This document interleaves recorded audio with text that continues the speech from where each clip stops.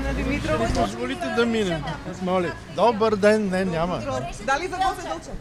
Без изјави за медиумите со куртуазен поздрав и насмевка место одговор на прашањето дали Бугарија ќе се откаже од утврдувањето на етничкиот идентитет на Гоце Делчев.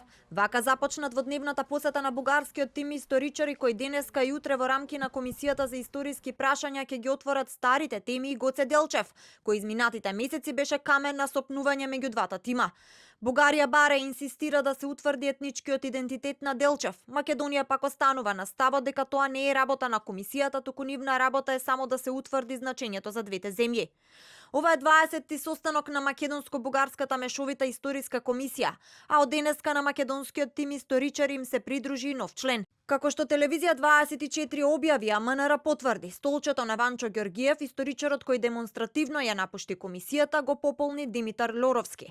Според достапната биографија на Лоровски, специјалност му е историјата на Балканот во доцно-османлинскиот период и македонското револуционерно национално ослободително движење, токму темите за кои се разговара денеска и утре. Во МНР историчарите на маса ќе ги стават учебниците од 7 оделение и Делчев, но станува прашање, зашто и дали ќе се постигне договор. Ова е прва средба по подпишувањето на протоколот со Бугарија за спроведување на договорот за добрососедство.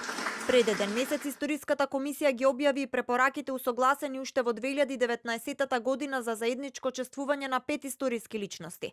Браќата Кирил и Методи, Климент и Наум и цар Самуил. Објавени беа и препораките за учебниците по историја во 5-ти клас во Бугарија и 6-то оделение во Македонија.